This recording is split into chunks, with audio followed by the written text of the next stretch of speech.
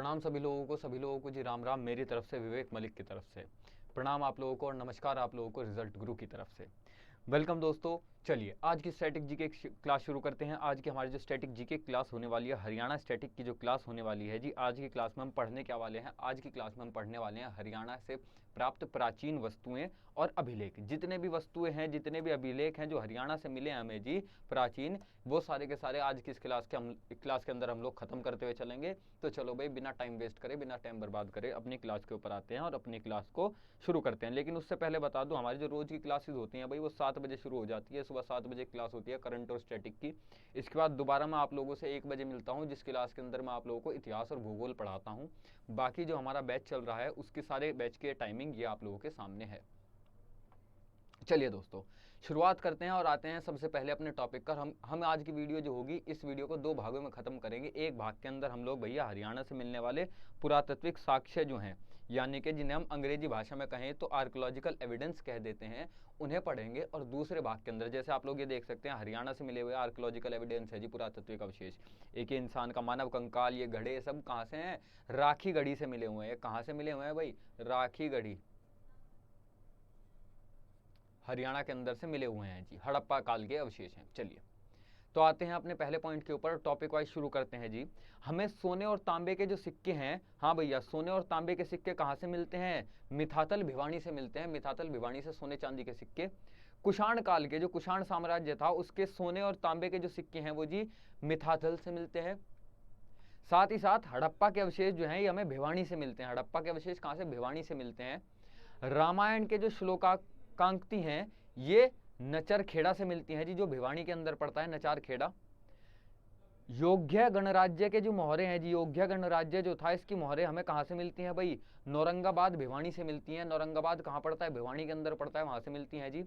महात्मा बुद्ध की, महात्मा बुद्ध कौन? बौद्ध धर्म की स्थापना करने वाले, इनकी 2 मूर्तियां मिलती हैं हमें, जो नौरंगाबाद हरियाणा से मिलती है। नौरंगाबाद कहाँ है भाई? ऊपर वाले पॉइंट में भी लिखा है, यहाँ पर दोबारा लिख दे रहा हूँ, भिवानी में है जी नौरंगाबाद। कहाँ पर है? भिवानी के अंदर है नौरंगाबाद। चलिए, अब ये जो महात्मा बुद्ध की जितनी भी मूर्तियां मिली हैं भाई हरियाणा से, इनके बारे में खास बात है जो आगे पॉइंट में भी लिखी हुई है, लेकिन अभी भी बता दूं अगर मैं आप लोगों को, खास बात क्या है जी? खास बात ये है कि जितनी भी महात्मा बुद्ध की मूर्तियां मिली हैं हमें हरियाणा के अंदर से, ये सभी की सभी कौन सी? मथुरा शैली की बनी हुई है। मथुरा शैली के बारे में अभी बता दूंगा आगे चलते चलते। महात्मा बुद्ध की मूर्तियां जो है हमें कहां से मिलती हैं भाई? बामणवास से मिलती हैं। बामणवास कहां पड़ता है? बामणवास रोहतक में पड़ता है जी। इंडो ग्रीक सिक्के, इंडो ग्रीक मतलब के कुषाण जो थे जी, कुषाण साम्राज्य, इस साम्राज्य के जो सिक्के हैं भैया, ये कहां से हमें मिलते हैं? खोरखाकोट से मिलते हैं। खोरखाकोट से, ये रोहतक के अंदर पड़ता है। योद्धाकालीन सांचे जो हैं जी, सांचे यानी कि सिक्के ढाले जाते हैं जिनमें, योद्धाकालीन सांचे, ये कहां से मिलते हैं भाई? ये मिलते हैं हमें खोखरा कोट से। कहां से मिलते हैं? खोखरा कोट से मिलते हैं। साथ ही साथ इंडो ग्रीक सिक्के भी हमें खोखरा कोट से मिलते हैं। कहां पर है खोखरा कोट? रोहतक में है। बलराम की जो मूर्ति है, कृष्ण के भाई बलराम, इनकी मूर्ति कहां से मिलती है भाई? स्थल भोर से मिलती है। स्थल भोर कहां है? स्थल भोर भी रोहतक में पड़ता है। कुषाण शैली का द्वार स्तंभ, यानी कि द्वार स्तंभ मतलब कि भैया जो दरवाजे होते हैं, इनके साइड में जो खंबे लगे रहते हैं, कुषाण शैली का यानी कि कुषाण काल का समय का बना हुआ ऐसा एक स्तंभ है, जो हमें कहां से मिलता है? रोहतक से मिलता है। अब ये जो मथुरा शैली है जी, मथुरा स्कूल ऑफ आर्ट इसे इंग्लिश में कह देते हैं। क्या कह देते हैं भाई? Mathura school of art. इसके बारे में 1-2 बात बता दूं भाई। मथुरा स्कूल ऑफ आर्ट जो है, ये किसके समय पर शुरू हुआ है? कुषाण के समय पर।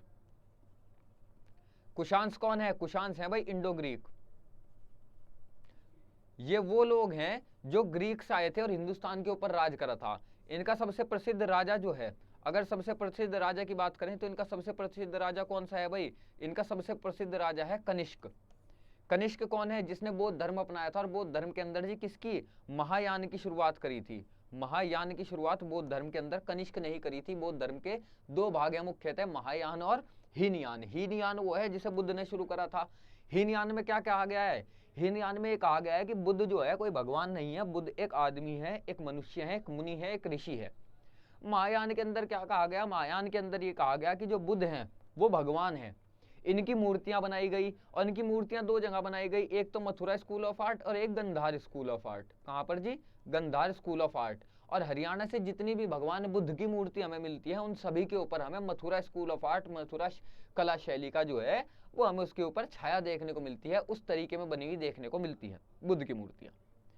सिक्के ढालने के जो सांचे हैं जी, ये कहाँ से मिले हैं? खोखरा कोट से मिले हैं और औरंगाबाद से मिले हैं। ये औरंगाबाद महाराष्ट्र वाला नहीं भाई, ये पलवल वाला औरंगाबाद है, ठीक है। खोखरा कोट कहाँ पर है? ये हमारा है रोहतक में। कहाँ पर है? रोहतक, ठीक है। आगे चलते हैं भाई। यक्ष और यक्षिणी की सिर्फ यक्ष की मूर्तियां, यक्षिणी की भी मिली है, उन्हें बताऊंगा। ये पलवल से मिली है भाई। जैन धर्म की जैन मूर्तियां जो है वो हासी और शनीला से मिली है। हासी कहाँ पड़ता है? हासी पड़ता है हिसार में। हर्षकाल की, हर्षवर्धन, हर्षकाल कौन सा जी? हर्षकाल लिख देता हूं इधर, जिसे ना पता हो भाई, नवा बालक हो, हर्षवर्धन का काल।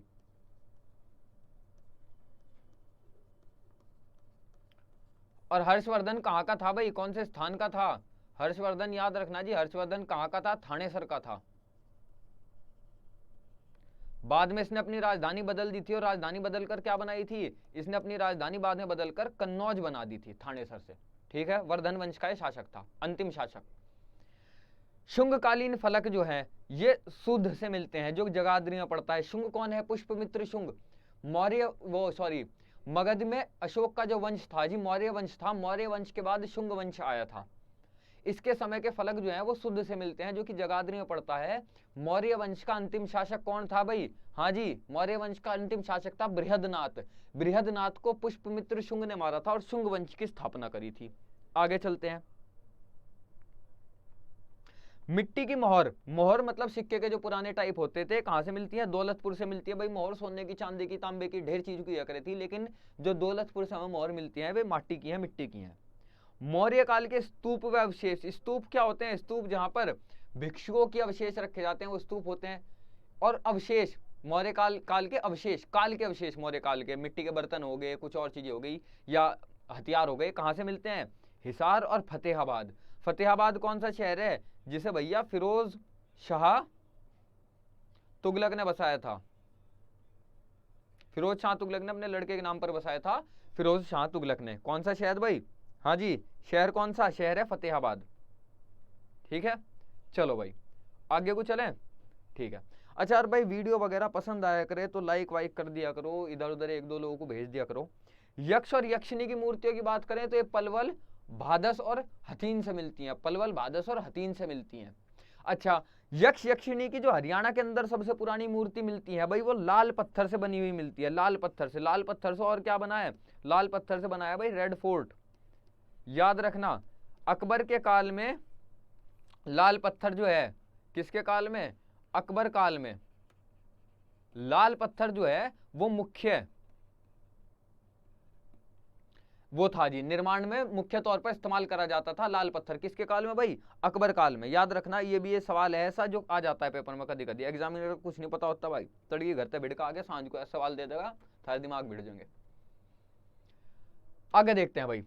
टकसाल जो है, टकसाल का मतलब क्या होता है? जहां पे सिक्के बनाए जाते हैं, सिक्के ढाले जाते हैं, उसे टकसाल कहते हैं भाई। टकसाल कहां से मिलती है?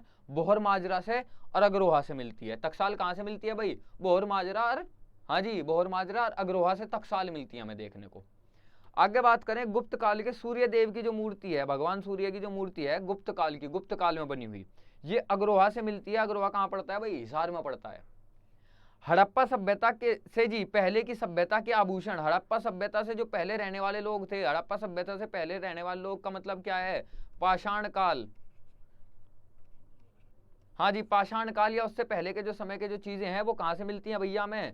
ये सब हमें कहां से मिलती हैं आपकी देखने को? ये हड़प्पा सभ्यता एक कुन्हाल से मिलती है, हिसार में देखने को, कुन्हाल हिसार से देखने को मिलती हैं जी। चलिए आगे चलते हैं। एकमात्र पंचमुखी शिव मूर्ति, शिव जी की 5 मुंह वाली एकमात्र मूर्ति जी पोहवा से मिलती है, जो कुरुक्षेत्र में पड़ता है। और हरियाणा से प्राप्त देवी देवताओं की मूर्तियों में मथुरा कला का प्रयोग है। जितनी भी मूर्तियां हैं, जब मैं बता रहा था मथुरा कला वाली, इन सभी मूर्तियों में मथुरा कला की झलक देखने को मिलती है, जो कि मथुरा से आई है बनकर, मतलब मथुरा कला जो मथुरा में शुरू हुई थी। सिसवा चित्रकला, काले पर सफेद रंग के चित्र हैं जो कि हरियाणा में देखने को मिलते हैं। सिसवा चित्रकला सिसवा से मिलती है देखने को जी। कहां से मिलती है? सिसवा में। सरस्वती नदी की खुदाई के समय भैया फतेहाबाद से हड़प्पा सभ्यता के अवशेष मिले। हड़प्पा सभ्यता के अवशेष कहां से मिले हैं? फतेहाबाद से। सरस्वती नदी को ढूंढा जा रहा था, कहां से बहती है? घाघर के आसपास से बताई जाती है। तो खुदाई के अंदर फतेहाबाद से हड़प्पा के अवशेष मिले सरस्वती नदी खुदाई में। चलिए जी, अब देख लेते हैं हरियाणा से मिलने वाले अभिलेख जो हैं। अभिलेख यानी कि जब किसी चीज के ऊपर, चाहे वो तांबे की हो भैया, लकड़ी की हो, पत्ता हो या पत्थर हो, जब इनके ऊपर कुछ लिख दिया जाता है खोद कर, जब किसी चीज के ऊपर कुछ खोद के लिखा जाता है, उसे क्या कहते हैं? उसे कहते हैं अभिलेख। हरियाणा से मिलने वाले अभिलेखों की बात करें तो जी इनमें सबसे महत्वपूर्ण अभिलेख जो है वो अंबाला के निकट टोपरा से प्राप्त अशोककालीन स्तंभ है, जिसे फिरोज शाह तुगलक ने क्या करा था? दिल्ली मंगवा लिया था, और ये स्तंभ आज के समय में दिल्ली में है। यही वो स्तंभ है दोस्तों। और अभिलेखों की बात करें तो भैया महाभारत के नकुल दिग्विजयम शीर्षक में, हाँ जी, महाभारत को जो नकुल दिग्विजयम शीर्षक है इसमें रोहतक का वर्णन मिलता है। रोहतक जो जिला है अपना, बहरा खेड़ी में से जी एक लिखित अभिलेख मिलता है जो जगाधरी के पास से साधु नामक स्थान से मिलता है। जगाधरी के पास शुद्ध नामक, साधु कह रहा हूं भाई, शुद्ध नामक स्थान से जगाधरी के पास से मिलता है। हिसार में भैया गुजरी महल है, हिसार में गुजरी महल है, उसका एक स्तंभ है, इसके ऊपर 8 अभिलेख अलग अलग लिखे हुए हैं। ये बताते क्या है जी? 8 जगहों से आने वाले भगवानों की सूचना देते हैं ये 8 अभिलेख।